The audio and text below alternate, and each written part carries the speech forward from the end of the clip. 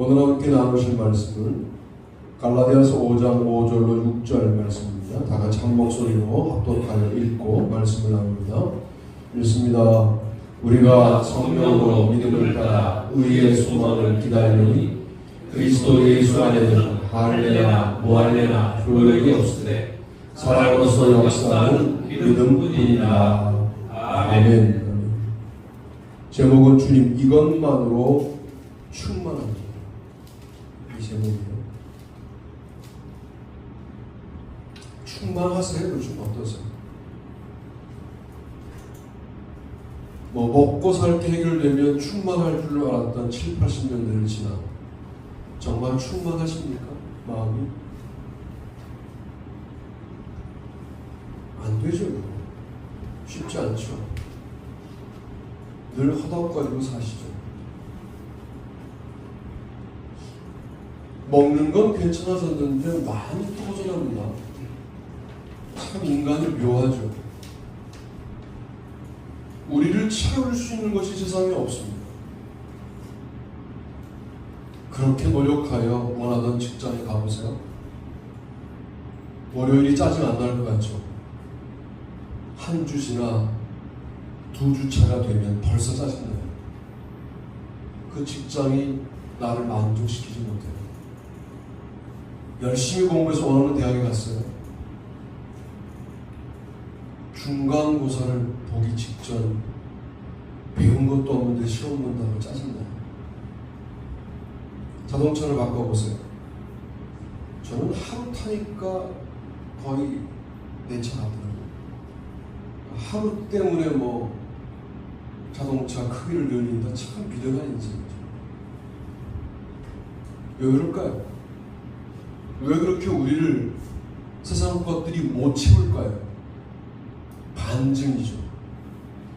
여러분은 여러분을 지은 분만 채울 수 있습니다. 아멘. 그분이 하나님이십니다. 아멘. 하나님의 형상을 어떤 걸로 채워요? 잘 봐요. 인기의 극단을 달리는, 정점을 달리던 연예인들이 죽어 넘어가요. 안 좋은 방식. 왜 그럴까요? 안 채워지는 거예요.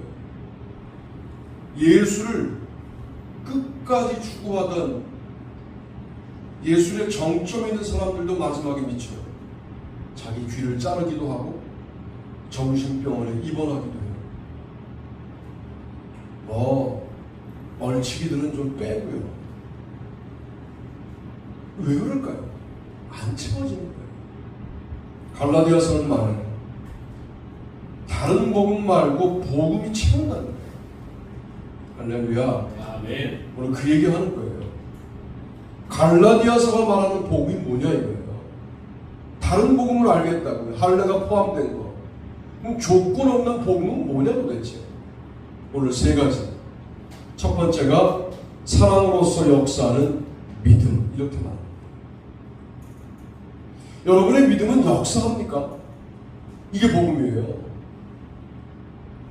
복음은 이해했는데 복음에 대한 믿음은 생겼어요. 복음의 믿음이 아니고 하나님에 대한 정보는 생겼는데 역사하지 않아요. 믿음이. 가짜죠. 이게 가짜예요. 그럼 자꾸만 내가 믿어서 의에 이르고 어디 나의 믿음이 구원을 결정해요.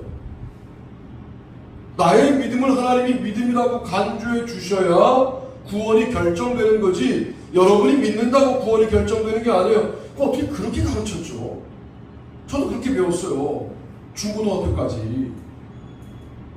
그럼 구원을 내가 결정하는 거거든. 아니에요. 그 믿음을 하나님이 믿음이라고 맞다. 나를 믿는 거 맞다. 해주셔야 구원받는 거예요. 구원의 전권이 하나님께 있는 거예요. 그런데 하나님이 맞다 하시는 믿음은 반드시 역사하는 믿음이라는 거죠. 뭐로? 사랑으로. 할례나 무할례는 사랑이 아니라는 거예요. 나 조건을 갖췄어. 무할례. 나 조건이 없어가 여전히 신경 쓰인다면 여러분들은 사랑으로 역사하는 믿음이 뭔지를 모르는 겁니다. 이 무한 경쟁 사회 속에서 나름대로 그래도 선두권을 유지하고 있으면 성공이고 뒤처지면 실패다라고 여기는 이런 사고방식을 여전히 갖고 있다면 여러분은 역사하는 믿음을 갖고 있는 분들이 아니에요. 우리의 판은 달라요. 우리의 경주는 달라요. 이 경주를 포기하겠다는 게 아니라 이 경주가 뒤처지든 앞장서 있든 이 경주가 최종적인 경주가 아니라는 사실을 우리는 알아요. 믿음의 경주를 해요. 믿음의 경주는 이 경주하고 달라요. 이 경주는 저도 너무 실패했다고 좌절하지 않고 승리에도 교만할 필요가 없어요. 그러니 중요한 관건은 뭐냐? 사랑으로 역사하는 믿음입니다.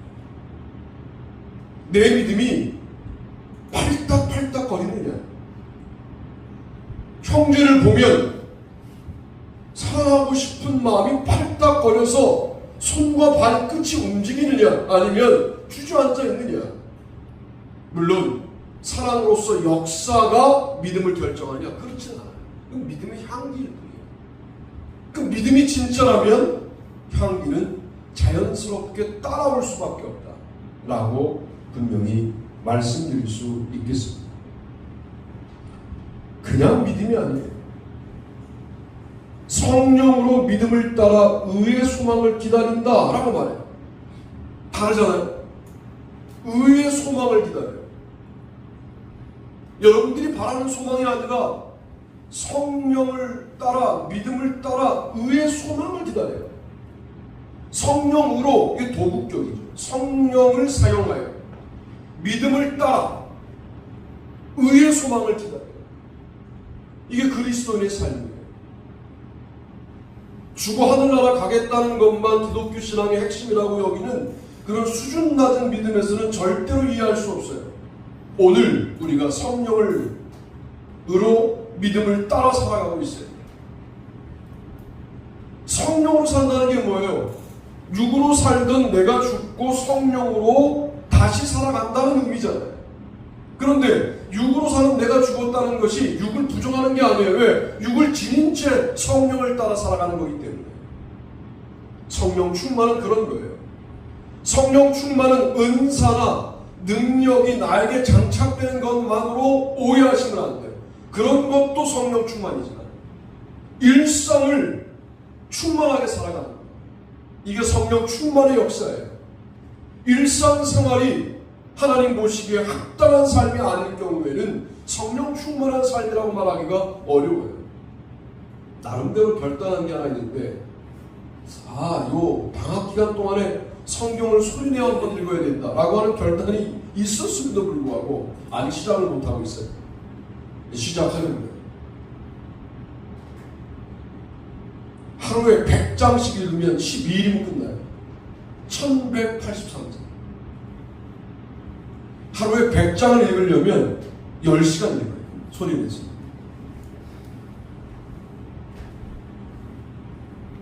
공부는 그렇게 해봤거든요. 성경을 그렇게 안 읽어봤어요. 그게 다 걸렸어요.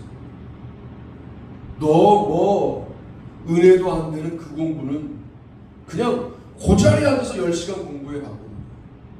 성경을 그렇게 읽어본 적이 없어요. 더운 여름철에 한번 해봐야 되겠다. 그런 마음이 들어요. 교회 나와서 에어컨 틀어놓고 그 일주 역사해야 돼요. 뭔가 해야 돼요. 뭔가 하고 있어야 돼요. 성령으로 살고 계셔야 돼요. 그게 믿음이에요. 잘 고민해봐요. 오늘 정말 내가 사랑으로 역사하는 믿음만 있으면 다 됐다 라고 하는 이 표현이 다른 복음 아닌 복음의 내용을 설명하는 갈라디아서에 딱 3군데 나오는 표현 중에 한 표현이거든요. 이 문제가 심각한 문제인데 이 문제를 심각하게 고민하는 성도들이 많지 않아요. 왜? 교회 가서 어울리고 교제하고 소그룹 나눔하고 같이 먹고 마시다 보면 믿음 있는 걸로 착각하는 거예요. 아닙니다. 여러분의 일상으로 돌아가 사랑으로 역사하는 믿음이 되어야 합니다. 그런 아름다운 회복이 있기를 바랍니다. 아멘. 두 번째는 소제목과 본문을 읽어봅니다. 시작. 사랑으로서 역사하는 종로는 형제들아 너희가 자유를 위하여 부르심을 입었으나 그러나 그 자유로 육체의 기회를 삼지 말고 오직 사랑으로 서로 종노릇하라. 온 율법은 내 이웃 사랑하기를 내 자신과 같이 하라 하신 말씀에서 이루어졌나니 만일 서로 물고 먹으면 피차 멸망할까 조심하라. 아멘. 따라서 5장 13절로 15절 말씀입니다. 사랑으로 서로 종노릇하라. 그러면 이 사랑으로 종노릇하라고 하는 이 말씀은 종들끼리 그러라는 말일까요? 아니면 종이 아닌 사람들끼리 그러라는 말일까요? 종이 아닌 사람들. 종이 종노릇하는 것은 영향력이 없죠. 내 신분이 종료도 물론 섬기는 삶을 살아야 돼요. 그리스도인은. 내 신분이 주인이에요. 왕이에요. 그래도 형제를 만나면 섬기는 종 노릇을 하는 거예요. 그 표현을 쓸 때 오직 사랑으로 서로 종 노릇하라. 이 오직이라는 말도 갈라디아서가 많이 쓰지 않아요. 여기서 써요. 뿐이라는 말, 오직이라는 말을 써요. 이게 뭐예요? 이게 복음의 내용이에요. 우리가 왜 높은 위치에 가야 하느냐? 높은 위치에 가서 낙차 크게 모든 만나는 사람들을 내가 종이 된 것처럼 그들을 섬기려고 높은 자리에 가는 거예요. 최고가 되어야 될 이유가 뭐가 있냐면 그러면 모두를 섬길 수 있습니다. 그러면 하나님의 능력이 모두에게 평만하게 나타나고 증명될 테니까 우리가 아주 탑 클래스에 가는 거예요. 공부를 해도 챔피언급으로 다 해야 되는 거예요. 뭘 하나 해도 누가 따라올 수 없는 대체 불가능한 형태로 해내는 거예요. 이거는 나를 주장하기 위함이 아니라 그렇게 놓고 난 다음에 모두를 섬기기 위하여. 할렐루야. 아멘. 목적이 달라요. 출세의 목적이 달라요. 기독교인이란 모든 걸 양보하고 살아라고 우리는 훈련받고 있지만 그러나 주님이 높여주신 자리에서 우리는 섬길 수 있는 사람들을 섬기는 거예요. 그러다 보면 주께서 내가 섬기는 자리에 충만히 임하시며 역사하시는 하나님의 나라를 경험하게 되는 거죠. 왜 서울대 연고대를 가야 되느냐? 그 대학들이 문제거든요. 기독교 신앙적으로 문제예요. 거기 기독교 학생회를 여러분들이 잡아 역사의 흐름을 그 대학에서 내가 있는 동안 바꾸겠다. 이런 목적으로 가는 거예요. 무슨 좋은 기업에 취업하여 어쩌고 저쩌고가 아니라 그래서 공부를 열심히 하는 거예요. 왜 설교 준비를 열심히 하느냐? 이 설교가 어떤 누군가에는 복음에 대한 새로운 생각을 하게 할 수 있습니다.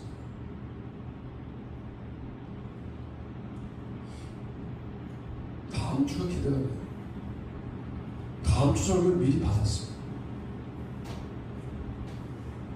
그럴 때가 있어요.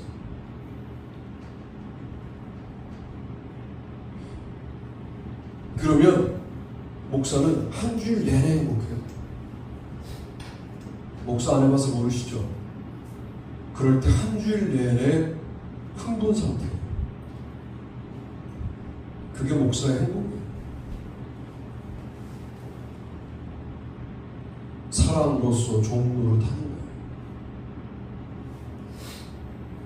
우리가 그렇게 살아갈 때 우리의 자유는 더욱더 확장되기 시작하고 서로를 섬길 때 오는 뿌듯한 기쁨과 충만함이 있다는 거죠. 그래서 복음은 뭐냐? 사랑으로 종노릇하는 너의 아름다운 향기를 통하여 확인되는 게 복음이다. 복음이 이토록 무력한 것이었다면 기독교는 살아남을 수가 없었어요. 오늘날 한국교회 성도들이 모이는 일주일에 한 번 11시에 모여 예배드리는 것으로 모든 복음의 역사가 끝나는 거였다면 지금까지 오지도 못했어요. 시시때때로 교회에서 기도하고 우리 어머니만 해도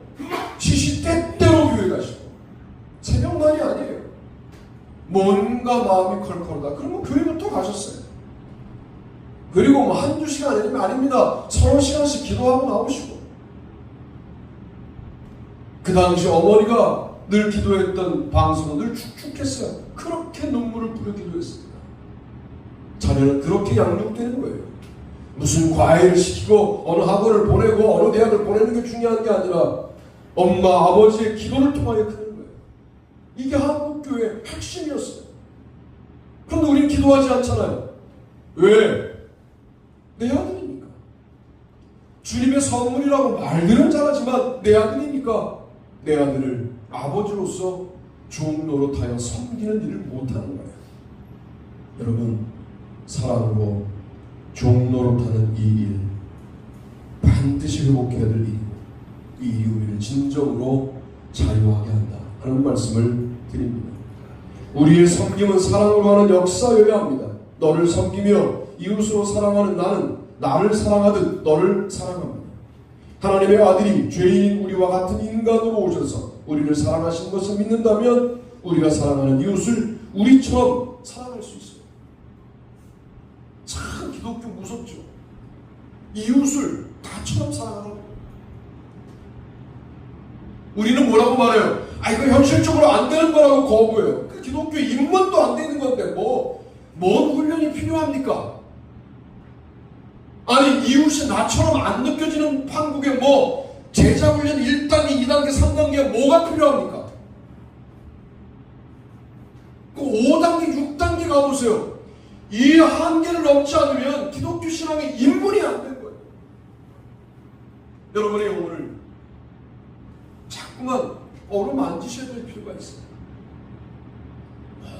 살찐다고 어디는 밀기도 하고 어디는 끌어올리기도 하고 땡기기도 하고 별짓을 다 하잖아요. 살찐다고. 영혼의 유연함을 위하여 우리가 하는 일이 뭐가 있습니까? 내 이웃이 그냥 이웃으로 느껴지는데 나처럼 안 느껴진 이 문제에 대하여 우리는 고민하지 않아요. 왜? 그렇게 사는 사람이 한 사람도 없으니까. 신앙이 없는 거죠. 기독교 신앙의 핵심이 사랑이라고, 기독교를 사랑의 종교라고 말하는데 이웃이 타인이야. 여전히 타인이야. 근데 고민도 안 돼. 근데 성경은 이웃을 내 몸처럼 사랑하래요. 어떠실래요 이거? 안 되는 거 두실래요? 아니면 도전하실래요?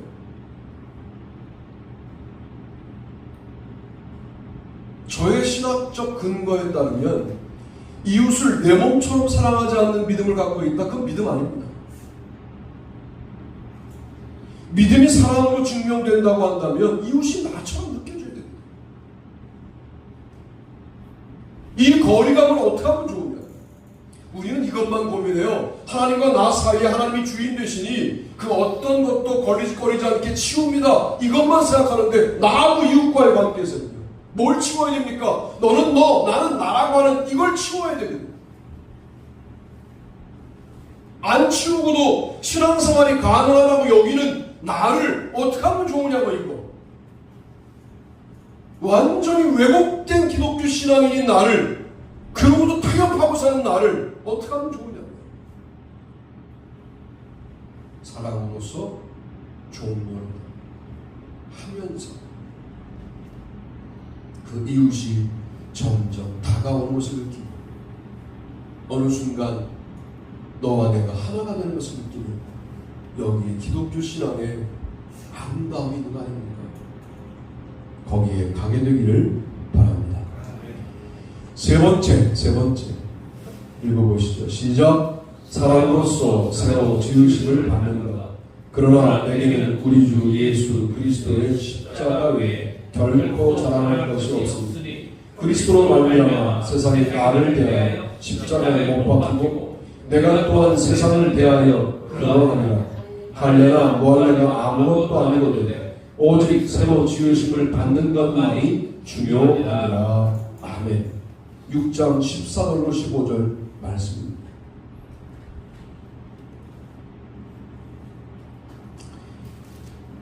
멀리 갈 것도 없고 우리가 이 예배를 마치고 나가면 자기 자랑의 언어들로 대화해요. 일단 외모를 공격하고 배가 나왔다고 하고 혈압이 나는 너보다 낫다고 하고 머리가 있네 없네 얼굴이 크네 작네 십자가만 자랑해야 되는데 우리의 그런 삶이 뭔지 몰라요. 저도 매우 경쟁적인 사람이라 십자가만 자랑하지는 않았던 것 같아요. 그러나 외부의 집회를 나가면 십자가만 자랑하는 언어를 많이 사용해요. 영적으로 매우 순수해집니다. 아, 이거구나. 자랑거리가 있음에도 모두 자랑거리를 말할 때 어느 순간 참고 있는 나를 발견해요. 아, 요만큼 발전했구나. 십자가가 아니잖아요. 그 자랑은 참으셔야 돼요. 그 시궁창에 내 자랑거리를 내놓지 말아야 돼요. 십자가를 내놓는 자리에만 입을 열어야 돼요.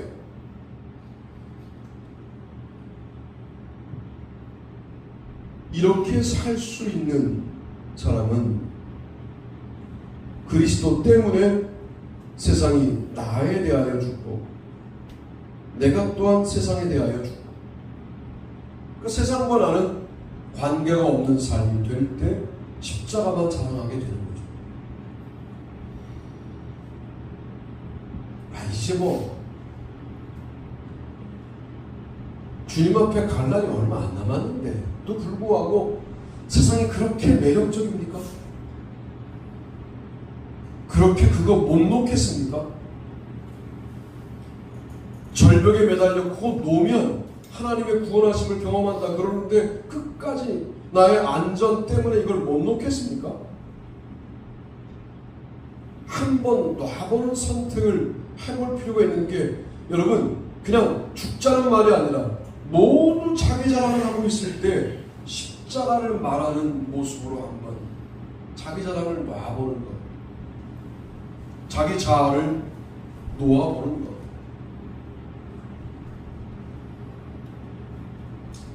죽어서 가져가지도 못할 것 때문에 돈 하고 사는데 그거 한번 어찌 될지 모르겠지만 놔보는 거. 그거 한번 시도해보지 않겠습니까? 정말 중요한 건 할례나 무할례가 아니고 너 새로 지으심을 받았냐? 라는 것만 중요하다고 말씀하고 있습니다. 새롭게 되는 것도 내 능력으로 되는 게 아니라 새로 지어주시는 분 때문에 되는 것이다 라고 말씀하고 있어요. 새로 나를 지으시는 분 앞에 정직하게 나가서 주님 제가 이 부분도 엉터리고요 저 부분도 엉망이고요 이 부분도 그러한데 새로 만들어 주십시오. 그거 모순덩어리 나를 붙잡고 살겠다라고 결단하지 말고 새로 지어달라고 주님께 매달려야 합니다. 주님 앞에 나를 어떤 존재로 여기냐는 거냐면 진흙 같은 존재로 인정하는 거죠. 주님이 주물러 나를 새롭게 만들지 않으면 저는 이러다가 말 것 같습니다 라고 매달려요. 그래서 뭐라고 말하느냐?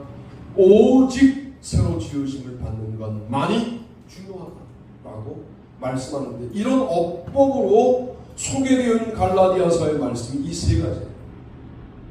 이게 뭐예요? 복음의 내용을 설명하는 오직 뿐이라고 하는 매우 결정적인 언급들이라는 거죠. 자, 이제 본격적으로 말씀을 이제 결론 짓는다면 사랑으로서 역사는 믿음은 생겼는데 삶이 어려워요. 그래도 사랑으로 역사하시겠습니까? 사랑으로 역사는 종로로 타는데 정말 내가 종처럼 모든 위치가 하락하고 있어요. 그래도 이 일을 지속하시겠습니까? 사람으로서 새로 지으심을 받는 존재로 거듭났는데 내 삶은 인간 이하의 삶이 되었어요. 그래도 주님이 나를 새로 조성하셨다는 것, 그것에 대한 감격 때문에 여전히 그 주님 편에 서시겠습니다. 솔직해집시다. 우리의 삶이 어려워지면 이런 거 다 필요 없죠. 우리의 생계가, 우리의 삶이 우상이 없고 하나님들 아니었습니까? 바울이 사랑으로서 역사는 믿음을 갖고 있었는데 그의 삶이 만만했습니까? 죽을 고비를 넘기고 뇌도 맞고 배고픔도 경험하고 돌로 맞고 배명에 물리기도 하고 강의 위험, 바다의 위험, 도대체 위험이 아닌 게 없는 인생을 사는데, 그런데 그는 뭐라고 고백하냐면 그리스도 안에서 나는 충분하다 라고 고백하지 않습니다. 내가 비천에 처할 줄도 알고 풍부에 처할 줄도 알아. 배부름과 배고픔, 풍부와 궁핍도 처할 줄 아는 일체의 비결을 배우라.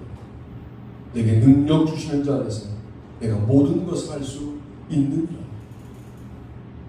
바울의 고백 아닙니까? 빌립보서 4장에. 내가 섬겼더니 정말 나를 종으로 여겨요. 내가 섬겼더니 정말 나를 인형인간처럼 여겨요. 그때도 섬기시겠습니까? 새로 지으심을 받았다는 것은 나만 하는 일인데 나의 위치는 새로 지으심을 받은 것 외에는 도대체 향상될 기미가 보이지 않아요. 그래도 여전히 주님이 나를 새로 지어주시는 것에 인생을 거시겠습니까? 이게 복음을 따라 살아가는 사람들의 모습이다 라고 말씀을 드립니다. 이런 근본적인 기준이 흔들리니까 죽도 밥도 아닌 게 되는 거예요. 기준이 없는 신앙이 되는 거예요. 기준은 뭐예요? 나의 생활이죠. 나의 생계죠. 기준은 뭐예요? 나의 일상이 굶지 않고 사는 것? 인간들에게 인정받고 사는 것이 기준이죠. 이런 기준이 아니죠. 다시 한번 기준을 고민하게 만드는 갈라디아서의 말씀을 여러분에게 전합니다. 저도 어떤 느낌을 받았냐면 이런 느낌을 받았어요. 바울을 통하여 하나님이 침을 탁 들고 급소를 탁 찌르는 거예요. 그러면 나도 모르게 온몸이 파닥파닥거려요. 너무 아파요. 그게 바로 사랑으로서 역사하는 믿음, 사랑으로서 역사하는 종교, 사랑으로서 새로 지으심을 받는 것이라는 표현이었습니다. 물론 급소를 피해가며 찌르고 급소를 피해가며 여러분들에게 위로하고, 갈라디아서는 그렇지가 않아요. 급소를 콕콕 찔러요. 로마서는 유대인과 이방인이 모두 구원받아야 된다라고 하는 마음으로 큰 망치로 잠들어 있는 물고기들을 그냥 꽝 치는 그런 내용이랍니다. 갈라디아서는 꼬챙이 같은 걸로 콕콕 찔러요. 그게 바로 복음의 본질이라는, 그 본질에서 얼마나 이탈했는가를 고민하고 승리하는 저와 여러분이 되기를 주님의 이름으로 축복합니다.